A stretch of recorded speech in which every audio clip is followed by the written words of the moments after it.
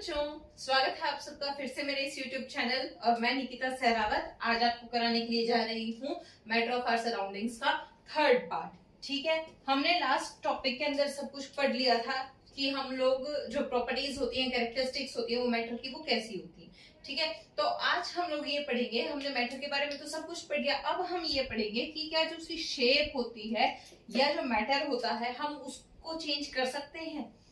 Can matter B change, उसकी जो state है, हमने 3 स्टेट्स पढ़ी थी, क्या हम उनको चेंज कर सकते हैं? तो आज की वीडियो में हम लोग वो पढ़ेंगे। ठीक है, तो हम लोग जो स्टेट है मैटर की उसको चेंज कर सकते हैं। कौन सी स्टेट है हमारे पास? स्टेट है सॉलिड, लिक्विड एंड गैसेस। ठीक है, ये हमारे पास 3 स्टेट हैं। और क्या हम स्टेट चेंज कर सकते हैं मैटर की? बिल्कुल चेंज कर सकते हैं। कैसे कर सकते हैं? 2 तरीकों से कर सकते हैं। पहला तो हमारा जो है वो है change in temperature. First method हमारा ये है और सेकंड मेथड है हमारा चेंज इन प्रेशर, की भाई हम प्रेशर के साथ में चेंज करें। ठीक है, 2 तरीके हैं हमारे स्टेट चेंज करने के। पहला तो है चेंज इन टेम्परेचर और सेकंड है हमारा चेंज इन प्रेशर। ठीक है, अभी हम इनको आगे डिटेल के अंदर पढ़ेंगे। तो सबसे पहले हम लोग पढ़ेंगे चेंज इन टेम्परेचर कि अगर हम टेम्परेचर चेंज करते हैं तो हम लोग कैसे जो मैटर की स्टेट है उसको चेंज कर सकते हैं कि भाई हम सॉलिड से लिक्विड में जाएं, लिक्विड से गैसेस के अंदर जाएं, या सॉलिड से गैसेस में जाएं, गैसेस से सॉलिड्स के अंदर जाएं। वो हम कैसे कर सकते हैं टेम्परेचर के हिसाब से। तो पहला हम लोग पढ़ते हैं चेंज इन टेम्परेचर। हमने प्रीवियस वीडियो के अंदर पढ़ा था कि जो हमारे पार्टिकल्स होते हैं सॉलिड्स के अंदर वो बहुत ज्यादा टाइटली पैक होते हैं, लिक्विड्स के अंदर जो होते हैं वो थोड़े से लूजली पैक होते हैं और गैसेस के अंदर जो है वो हमारे काफी ज्यादा लूजली पैक होते हैं जो हमारे पार्टिकल्स होते हैं। ठीक है, तो अब मान लो कि हमने इसका टेम्परेचर बढ़ा दिया। टेम्परेचर बढ़ाने से क्या होगा कि हीट बढ़ेगी पार्टिकल्स के बीच में। हीट बढ़ेगी तो जो हमारा फोर्स ऑफ अट्रैक्शन है इनके बीच में, जो सॉलिड्स के अंदर सबसे ज्यादा है, वो क्या होगा, वो धीरे धीरे ब्रेक होना स्टार्ट हो जाएगा। ठीक है, जो ये फोर्स ऑफ अट्रैक्शन है ये कम होना स्टार्ट हो जाएगा। जब अट्रैक्शन ही कम हो जाएगा तो वो धीरे धीरे अपने आप ही दूर हटने लग जाएंगे। और जब वो अपने आप ही दूर हटेंगे तो थोड़े से दूर हटे हुए पार्टिकल्स कौन से होते हैं हमारे? वो तो हमारे लिक्विड्स होते हैं। जब पार्टिकल्स के बीच में गैप आ जाएगा, थोड़ा गैप होगा पार्टिकल्स के बीच के अंदर, तो वो कौन सी स्टेट हो जाएगी? वो हमारी लिक्विड स्टेट हो जाएगी। ठीक है, इसको हम ऐसे लेकर के चलते हैं कि हमारे पास आइस है। ठीक है, हमने एक बीकर लिया, उसके अंदर हमने आइस डाल दी है और नीचे हमने उसको हीट देना स्टार्ट कर दिया, हमने गैस ऑन कर दी है बीकर के नीचे। ठीक है, तो आप देखोगे कि जो बीकर के अंदर आइस है वो धीरे धीरे पिघलना स्टार्ट कर रही है। यहाँ पर आप लोग जो अपना थर्मामीटर है टेम्परेचर नोट करने के लिए थर्मामीटर उसके अंदर रखोगे। ओके, आप देख रहे हो कि जो आइस है हमारी उसको हम हीट दे रहे हो, वो धीरे धीरे मेल्ट होना स्टार्ट कर रही है। मेल्ट हो गए वो किसके अंदर चेंज हो गई है? लिक्विड के अंदर चेंज हो गई है। या लिक्विड में तो वो चेंज हो गई, उसके बाद में क्या हुआ? आपने टेम्परेचर नोट किया, जो हमारा टेम्परेचर है वो तो वही का वही रहता है। ठीक है, थोड़ा बहुत इंक्रीज होता है लेकिन टेम्परेचर वही रहता है। तो जब आप उसको हीट देने लग रहे हो, टेम्परेचर इतना राइज नहीं कर रहा है, तो वो हीट जा कहाँ रही है? सबसे मेन क्वेश्चन ये आ जाता है कि हीट कहाँ जा रही है? तो हीट जा रही है इन पार्टिकल्स को दूर करने में एक दूसरे से। ठीक है, हीट जा रही है इन पार्टिकल्स का फोर्स ऑफ अट्रैक्शन कम करने के लिए। हीट जा रही है इनका जो अट्रैक्शन है उसको तोड़ने के लिए। तो जब तक जो हमारी हीट है, जितनी हीट चाहिए ये फोर्स तोड़ने के लिए, इन पार्टिकल्स को दूर करने के लिए, तब तक जो है वो टेम्परेचर राइज नहीं करेगा। ठीक है, और जब वो टेम्परेचर राइज कर जाएगा, जहां पर कि वो सॉलिड से लिक्विड के अंदर चेंज हो गई है, तो वो जो टेम्परेचर होगा वो क्या बोला जाएगा? वो बोला जाएगा मेल्टिंग पॉइंट ऑफ आइस। की भाई इस टेम्परेचर के ऊपर आके जो आइस है वो पूरी तरीके से मेल्ट हो रही है। ठीक है, समझ में आया कि इफेक्ट ऑफ टेम्परेचर सॉलिड्स के अंदर कैसा है? ऐसे ही अगर हम पानी लेते हैं, हम लोग पानी को हीट कर रहे हैं, नीचे उसके हमने गैस ऑन कर रखी है पानी के, तो क्या होता है थोड़ी देर बाद में कि पानी जो है वो भाप बन के उड़ना शुरू हो जाता है। वो उबलना, पहले तो वो उबलना शुरू होता है। ठीक है, हमने वहां पर भी हमारा टेम्परेचर नोट किया है। बॉइलिंग पॉइंट ऑफ वाटर कितना है? बॉइलिंग पॉइंट ऑफ वाटर है 100 डिग्री सेल्सियस। ठीक है, 100 डिग्री सेल्सियस है ना मेल्टिंग पॉइंट ऑफ वाटर की। जब तक हमारा 100 डिग्री सेल्सियस टेम्परेचर नहीं हो जाएगा पानी का, तब तक जो पानी है वो हमारा नहीं उबलेगा, वो गर्म होता रहेगा। ठीक है, जैसे ही वो 100 डिग्री हुआ तो जो पानी है हमारा वो बॉईल करना स्टार्ट कर देगा, बॉइलिंग के बाद में वो वेपर्स में कन्वर्ट होना स्टार्ट हो जाएगा। तो आपको चेंज इन टेम्परेचर समझ में आया कि हम लोग कैसे टेम्परेचर चेंज कर रहे हैं। अगर हम टेम्परेचर इंक्रीज कर रहे हैं तो हमारा सॉलिड से लिक्विड बन रहा है, लिक्विड से हमारा गैसेस बन रहा है, ठीक है। इवेपोरेशन होना स्टार्ट हो जाता है, ठीक है। इवेपोरेशन क्या होता है कि जब वाटर वेपर्स लिक्विड जो है वो वेपर्स के अंदर चेंज होना स्टार्ट हो जाता है below it's boiling point. Boiling point से पहले ही जब वो वेपर्स के अंदर कन्वर्ट होना स्टार्ट हो जाता है, 100 डिग्री से पहले ही जब वेपर्स बनने स्टार्ट हो जाते हैं उसको बोलते हैं इवेपोरेशन, ठीक है। लेकिन जो हमारा डायरेक्ट लिक्विड से वेपर्स के अंदर बनता है, गैसेस के अंदर बनता है, वो कब बनता है, बॉइलिंग पॉइंट पे आने के बाद, ठीक है। इफेक्ट ऑफ टेम्परेचर समझ में आया आपको। इसी तरीके से अगर हम लोग टेम्परेचर कम कर देंगे, अगर हम गैसेस का टेम्परेचर जो है वो कम कर देंगे, उसको जमा देंगे, आपने देखा होगा कि लिक्विड लेकर के चलते हैं, जब हम लिक्विड का टेम्परेचर कम कर देंगे, यानी कि जैसे कि पानी है, हम उसका टेम्परेचर कम कर देते हैं, यानी कि उसको फ्रीजर में रख देते हैं, तो वो किसके अंदर चेंज हो जाता है, आइस के अंदर चेंज हो जाता है। और आइस क्या है, हमारी सॉलिड है, ठीक है। ऐसे ही अगर हम लोग टेम्परेचर को डिक्रीज करना स्टार्ट कर देंगे तो जो गैसेस हैं वो लिक्विड्स के अंदर, और लिक्विड्स के अंदर लिक्विड्स जो है वो सॉलिड्स के अंदर ट्रांसफर होना स्टार्ट हो जाएंगे, ठीक है।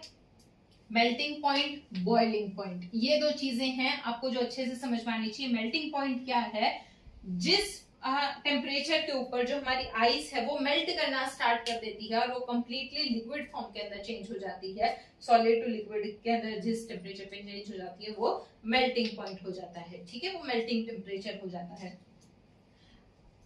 कुछ एक टर्म्स है हमारी, सॉलिड से लिक्विड के अंदर चेंज हो रहा है, ठीक है, लिक्विड से गैसियस के अंदर चेंज हो रहा है, तो इसको क्या बोलेंगे, जब सॉलिड से लिक्विड के अंदर चेंज हो रही है हमारी स्टेट, उसको बोलते हैं मेल्टिंग, कि वो पिघल रहा है, बहुत नॉर्मल सी भाषा में, ठीक है। जब लिक्विड से गैसेस के अंदर चेंज होता है तो उसको क्या बोलते हैं, बॉइलिंग, उबलना। पानी उबलता है तभी तो वेपर्स बनते हैं, तभी तो गैस के अंदर कन्वर्ट होता है ना। बहुत ही सिंपल सी चीज है कि जब लिक्विड सॉलिड से लिक्विड में होता है कन्वर्ट तो वो मेल्टिंग होता है, और जब लिक्विड से गैसेस के अंदर होता है वो बॉइलिंग होता है। और जिस पॉइंट के ऊपर सॉलिड लिक्विड में कन्वर्ट हो जाता है वो जाता है मेल्टिंग पॉइंट, और जिस टेम्परेचर या जिस पॉइंट के ऊपर जो हमारा लिक्विड है वो गैसेस में कन्वर्ट होता है वो हमारा क्या हो जाता है, बॉइलिंग पॉइंट हो जाता है, ठीक है। समझ में आया, ओके। मैं आपको थोड़ा सा और इसके बारे में बता देती हूँ कि जब हम चेंज इन टेम्परेचर के आप कैसे और ज्यादा एक्सप्लेन कर सकते हो कि जब हम लोग टेम्परेचर बढ़ा देते हैं तो जो काइनेटिक एनर्जी होती है पार्टिकल्स के बीच में वो बहुत ज्यादा बढ़ जाती है, और वो पार्टिकल्स के बीच में बढ़ने की वजह से वो जो फोर्स ऑफ अट्रैक्शन है वो उसको तोड़ती है, जिसकी वजह से कि जो स्टेट है वो चेंज हो जाती है, ठीक है। और मेल्टिंग पॉइंट ऑफ आइस क्या हो जाएगा, 0 डिग्री सेल्सियस या 273.16 केल्विन, ठीक है। मेल्टिंग पॉइंट क्या होता है, जब सॉलिड जो है वो लिक्विड में कन्वर्ट हो जाता है जिस पॉइंट के ऊपर, ठीक है। और बॉइलिंग पॉइंट क्या है, जब जो हमारा लिक्विड है वो गैसेस के अंदर कन्वर्ट हो जाता है। इसका उल्टा भी होता है, ठीक है। ये तो हमने पढ़ लिया सीधा, इसका उल्टा भी होता है। उल्टा कैसे, गैसेस भी तो हमारी लिक्विड के अंदर कन्वर्ट हो सकती है ना, और होती भी है, तो इसको क्या बोलते हैं हम लोग, कंडेंसेशन। इसको बोलते हैं कंडेंसेशन। जब हमारी गैसेस लिक्विड्स के अंदर कन्वर्ट हो जाती हैं तो उसको बोलते हैं हम लोग कंडेंसेशन। और जब लिक्विड्स हमारे सॉलिड्स के अंदर कन्वर्ट होते हैं इसको बोलते हैं हम फ्रीजिंग, ठीक है। जब हम लिक्विड को सॉलिड में कन्वर्ट करते हैं तो हम उसको क्या बोलते हैं, फ्रीज करना, कि फ्रीजिंग हो रही है, ठीक है। और जब हम गैसेस टू लिक्विड जाते हैं तो होता है कंडेंसेशन, हम कंडेंस करते हैं गैस को, तब वो लिक्विड होती है, ठीक है। हमने पढ़ा था ना पीछे कंप्रेसिबिलिटी, तो वही है ये, ठीक है, कंडेंस करना। तो ये क्या हो जाता है, कंडेंसेशन हो जाता है। मेल्टिंग पॉइंट, बॉइलिंग पॉइंट हमने पढ़ लिए है, अब हम लोग कंडेंसेशन, फ्रीजिंग और बाकी के टर्म्स को पढ़ेंगे, ठीक है। ये आपको समझ में आ गया अच्छे से। साथ के साथ में आपने ये तो पढ़ लिया कि सॉलिड से लिक्विड में जाता है, लिक्विड से गैस में जाता है, तब क्या होता है। लेकिन क्या आपको पता है कि जो सॉलिड्स है वो डायरेक्ट भी गैसेस के अंदर कन्वर्ट हो जाते हैं। सॉलिड जो है वो डायरेक्ट गैसेस के अंदर भी कन्वर्ट हो जाते हैं। कैसे, उस प्रोसेस को हम लोग क्या बोलते हैं, सब्लिमेशन बोलते हैं। उस प्रोसेस को हम लोग क्या बोलते हैं, सब्लिमेशन बोलते हैं। इसके एग्जांपल्स हम लोग ले लेते हैं, कैम्फर, जो हमारा कपूर होता है, लगभग हर घर में, हर मंदिर में मिलता है कैम्फर। नैप्थेलिन बॉल्स, ये जो हमारी कपूर की गोलियां होती हैं, कपड़ों के बीच में रखते हैं, नैप्थेलिन बॉल्स, ठीक है। ड्राई आइस, इसका ये सबसे बड़ा एग्जांपल है, जो हमारा सॉलिड से डायरेक्ट गैस के अंदर कन्वर्ट हो जाता है, ठीक है। और इस प्रोसेस को हम लोग क्या बोलते हैं, सब्लिमेशन बोलते हैं। अगर आपसे कोई पूछे कि नैप्थलीन बॉल का प्रोसेस बताओ क्या होता है, तो जो नैप्थलीन बॉल्स हैं ये लिक्विड के अंदर कन्वर्ट कभी भी नहीं होती हैं बीच के अंदर, ये डायरेक्ट सॉलिड से गैसेस के अंदर जाती हैं by the process of sublimation. ठीक है, उसके बाद में हमारे पास आ जाता है गैसेस भी तो सॉलिड के अंदर कन्वर्ट होती है ना, जो गैस है वो भी तो डायरेक्ट सॉलिड में कन्वर्ट होती होगी, तो उसको क्या बोलते हैं, डिपोजिशन। ठीक है, वो क्या कहलाता है, डिपोजिशन। ओके, तो आपको चेंज इन टेम्परेचर का समझ में आया कि टेम्परेचर चेंज होने पे कैसे स्टेट ऑफ मैटर चेंज हो जाता है। और नेक्स्ट वीडियो के अंदर हम सारी की सारी जो एग्जाम्पल प्रॉब्लम है वो करेंगे, क्वेश्चन आंसर्स करेंगे इस चैप्टर के। ठीक है, वीडियो को लाइक कर दिया करो अगर आपको वीडियो अच्छी लगती है तो, और चैनल को सब्सक्राइब भी कर दो और अपने फ्रेंड्स के साथ में शेयर भी कर दो। सेकेंड है हमारा चेंज इन प्रेशर, कि क्या इफेक्ट पड़ता है स्टेट ऑफ मैटर के ऊपर जब हम उसका प्रेशर चेंज करते हैं। ठीक है, प्रेशर चेंज करते हैं तो क्या होता है, जैसे कि मैंने आपको बताया था लास्ट वीडियो के अंदर भी कि हमारी गैस है ये एलपीजी है, सीएनजी है, ऑक्सीजन है हमारी गैस, जो कि ऑक्सीजन सिलेंडर्स हमारे हॉस्पिटल्स के अंदर यूज होते हैं। तो क्या होता है, जो एलपीजी गैस है ये हमारी लिक्विफाइड पेट्रोलियम गैस है, यानी है तो गैस लेकिन क्या कर रखी है, लिक्विफाई कर रखी है। लिक्विफाई मतलब कि भाई ये हमारी गैस है, गैस के ऊपर जब हम लोग प्रेशर डालते हैं, उसको हम और ज्यादा प्रेशराइज करते हैं, तो जो पार्टिकल्स हैं वो धीरे धीरे नजदीक आने स्टार्ट हो जाएंगे, है ना। पार्टिकल्स जब धीरे धीरे नजदीक आएंगे, क्योंकि उनके ऊपर प्रेशर बहुत ज्यादा हो जाएगा, वो ज्यादा जगह नहीं ले पाएंगे तो उनको पास आना पड़ेगा। और जब जो हमारे पार्टिकल्स हैं वो नजदीक आएंगे तो वो इस तरीके से होने स्टार्ट हो जाएंगे जैसे कि लिक्विड के होते हैं, उनके बीच में स्पेस होनी कम स्टार्ट हो जाएगी, तो वो लिक्विड फॉर्म के अंदर कन्वर्ट हो जाएगा। ठीक है, तो ऐसे जो हमारी गैसेस हैं हम उनको लिक्विफाई कर सकते हैं प्रेशर अप्लाई करके, कि जितना ज्यादा प्रेशर होगा गैसेस उतनी ज्यादा कंप्रेस होंगी और वो लिक्विड फॉर्म के अंदर कन्वर्ट हो जाएंगी। इसी तरह से जो हमारी सीएनजी है, नाम ही है इसका तो कंप्रेस्ड नेचुरल गैस, जब हम नेचुरल गैस को कंप्रेस करते हैं, उसके ऊपर प्रेशर ज्यादा डालते हैं, प्रेशर ज्यादा डालेंगे तो जो गैस है वो धीरे धीरे कम होनी स्टार्ट हो जाएगी। आपने ये चीज देखी होगी, कोई भी चीज है, मैं आपको कैसे दिखाऊं, स्पंज ले लेते हैं। ठीक है, स्पंज है, जैसे कि हमने ये स्पंज है फुला हुआ है, मैं इसके ऊपर धीरे धीरे प्रेशर बढ़ाना स्टार्ट कर देती हूँ, तो जो उसके अंदर की हवा है वो निकलनी स्टार्ट हो जाती है ना। हवा निकलनी स्टार्ट हो जाती है तो वो जो पार्टिकल्स हैं स्पंज के, वो आपस में और ज्यादा नजदीक आने स्टार्ट हो जाते हैं। जब वो और ज्यादा नजदीक आने स्टार्ट होते हैं तो वो क्या होती है, उसकी स्टेट चेंज हो जाती है, वो कंप्रेस हो जाती है, क्योंकि मैंने उसके ऊपर प्रेशर लगाया। ठीक है, समझ में आया आपको प्रेशर लगाने का फॉर्मूला, मतलब कि भाई जैसे जैसे प्रेशर बढ़ेगा वैसे वैसे जो हमारी गैस है वो लिक्विफाई फॉर्म में हो जाएगी। सॉलिड के ऊपर हमारा प्रेशर लगाने का कोई फायदा नहीं है, क्योंकि पहले से इतनी ज्यादा प्रेशराइज वो हमने पूरी की पूरी कर रखी है तैयार, कि इससे ज्यादा जो इसके पार्टिकल्स हैं वो एक दूसरे क्लोज नहीं आ सकते। ठीक है, लेकिन हम लोग लिक्विड को प्रेशराइज कर सकते हैं, उसका प्रेशर कम कर सकते हैं। ठीक है, लेकिन सबसे ज्यादा यहाँ पर यूज होता है हमारा गैसेस का चेंज इन प्रेशर के अंदर, प्रेशर ज्यादा करके हम लोग जो है वो गैस को वो लिक्विड फॉर्म के अंदर कन्वर्ट कर सकते हैं। ठीक है, हाँ, आपने अभी इतना सब कुछ तो पढ़ लिया कि भाई इस स्टेट से इस स्टेट के अंदर जाता है, इस स्टेट से अंदर इस स्टेट में जाता है, लेकिन वो जो हीट हम लोग देते हैं किसी सब्सटेंस को उसकी स्टेट चेंज करने के लिए, उसको क्या बोलते हैं, वो क्या कहलाया जाता है, वो होता है हमारा लेटेंट हीट। उसको हम लोग क्या बोलते हैं, लेटेंट हीट। लेटेंट हीट का मतलब कि जितनी हीट हम लोग प्रोवाइड कर रहे हैं, जितनी हीट हम लोग प्रोवाइड कर रहे हैं उस सब्सटेंस को, उसकी स्टेट चेंज करने के लिए उसको बोलते हैं लेटेंट हीट। ठीक है, इसको हम लोग डिनोट करते हैं कैपिटल एल से। लेटेंट हीट को डिनोट किया जाता है कैपिटल एल से, और इसकी एसआई यूनिट क्या होती है, सॉरी, लेटेंट हीट का फॉर्मूला क्या होता है, इसका होता है Q over M. Latent heat का फॉर्मूला सॉरी का फॉर्मूला होता है क्यू ओवर एम, जहां पर क्यू क्या है, ये है हमारी एनर्जी एब्सॉर्ब और रिलीज्ड ड्यूरिंग फेज चेंज।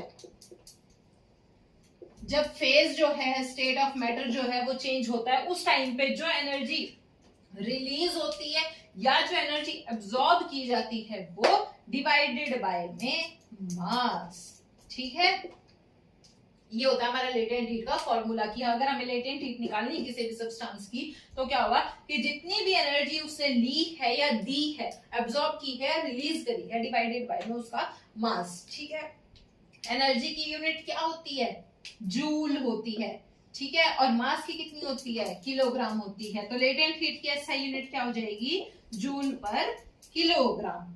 ठीक है, इसी तरीके से लेटेंट हीट ऑफ फ्यूजन क्या होता है, जब जो एनर्जी या जो हीट रिक्वायर्ड होती है 1 केजी सॉलिड को लिक्विड में कन्वर्ट करने के लिए, उसको बोल देते हैं हम लोग लेटेंट हीट ऑफ फ्यूजन। ठीक है, latent heat and latent heat of fusion समझ में आया, ये दोनों अलग अलग टर्म है। लेटेंट हीट हम लोग जनरली यूज करते हैं किसी भी स्टेट ऑफ मैटर को चेंज करने के लिए, from one state to another. जितनी भी हीट देते हैं वो होती है हमारी लेटेंट हीट। लेकिन 1 किलो सॉलिड को लिक्विड में कन्वर्ट करने के लिए हम जो हीट प्रोवाइड करते हैं वो होती है लेटेंट हीट ऑफ फ्यूजन, या हम उसको डायरेक्ट फ्यूजन भी बोल देते हैं। और लेटेंट हीट का फॉर्मूला होता है L is equals to Q over M, where Q is the energy absorbed or released during phase change and mass M is the mass of substance, और इसकी यूनिट क्या होती है, जूल पर kilogram. ठीक है, ये क्वेश्चन पूछा जाता है और वैसे भी आपके एग्जाम्स के अंदर, कॉम्पिटेटिव एग्जाम्स के अंदर भी 1 नंबर में आ जाता है कि लेटेंट हीट ऑफ फ्यूजन या लेटेंट हीट की आप ऐसा यूनिट बताइए। ठीक है, या क्या होती है, ये डेफिनेशन भी आ जाती है। ठीक है, उसके बाद में हम लोग कुछ टेम्परेचर के नोट्स देख लेते हैं कि जो हमारे टेम्परेचर होते हैं वो कितने टाइप का होता है और उसके अंदर चेंजेस वगैरह क्या होते हैं। ठीक है, हम लोग वेरियस टेम्परेचर स्केल्स देख लेते हैं। अब हम टेम्परेचर स्केल हमारे 3 टाइप के होते हैं। फर्स्ट होता है हमारा केल्विन, सेकंड होता है हमारा सेल्सियस, और थर्ड होता है हमारा फ़ारेनहाइट। ठीक है, 3 टाइप के हमारे टेम्परेचर स्केल्स होते हैं, मतलब कि हम 3 टाइप से टेम्परेचर को डिनोट करते हैं। पहला होता है केल्विन, दूसरा होता है सेल्सियस और तीसरा होता है फ़ारेनहाइट। फ़ारेनहाइट और सेल्सियस के ऊपर हम लोग डिग्री लगाते हैं, केल्विन के ऊपर हम लोग डिग्री नहीं लगाते हैं। ठीक है, तो देखें हम केल्विन किसके इक्वल होता है, डिग्री सेल्सियस प्लस 273। अगर हमें टेम्परेचर सेल्सियस के अंदर दिया हो तो उसके अंदर 273 ऐड कर तो आपको केल्विन में मिल जाएगा टेम्परेचर। ठीक है, सेल्सियस में हम लोग जनरली मेजर करते ही हैं, वो सेल्सियस के अंदर ही करते हैं टेम्परेचर। लेकिन यहाँ से अगर हमें सेल्सियस के अंदर टेम्परेचर निकालना तो हम क्या करेंगे, केल्विन वाले में से 273 माइनस कर देंगे। ठीक है, वो हमारा सेल्सियस के अंदर आ जाएगा। थर्ड आता है हमारा फ़ारेनहाइट का। फ़ारेनहाइट का फॉर्मूला कैसे निकालते हैं, अगर हमें डिग्री फ़ारेनहाइट के अंदर हमारा चाहिए तो क्या हो जाएगा, 9/5 of degree Celsius plus 32।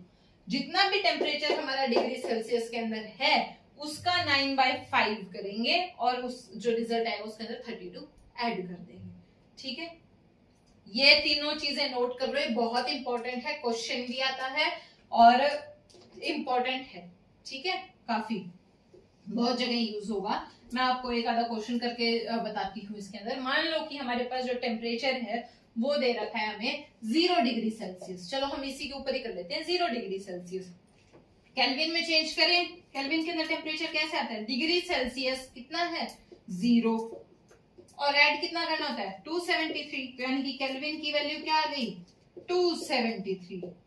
Kelvin temperature 273 आ गया, यानी कि 0 डिग्री सेल्सियस का मतलब 273 केल्विन। ठीक है, सेल्सियस तो हमारा हो ही गया 0 डिग्री, लेकिन जहां पर केल्विन 273 है और अगर हमें सेल्सियस डिग्री निकालना है तो सेल्सियस डिग्री क्या आएगा, केल्विन कितना है 273, इसमें से क्या माइनस कर दें 273, तो सेल्सियस कितना आ गया 0। ठीक है, यही अब हम फ़ारेनहाइट में निकालें। फ़ारेनहाइट में कैसे निकलेगा, 9/5 of degree Celsius, degree Celsius कितना है 0 है। ठीक है, और प्लस में 32 करना होता है, 9/5 इंटू 0 0 0 प्लस 32 32, तो डिग्री फ़ारेनहाइट कितना आ गया 32 आ गया। ठीक है, समझ में आया इतना, वेरियस टेम्परेचर स्केल्स आपको समझ में आ गए अच्छे से। तो चलो अभी हम लोग नेक्स्ट देखते हैं टॉपिक इवेपोरेशन का। इवेपोरेशन क्या होता है, वाष्पीकरण।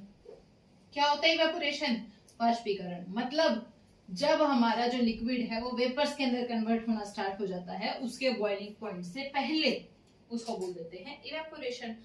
छोटे से बच्चे थे तब से पढ़ते आ रहे हो, कपड़े बाहर सूख रहे हैं, क्या है? इवेपोरेशन है। बादल बन रहे हैं आसमान में, क्या है? इवेपोरेशन है।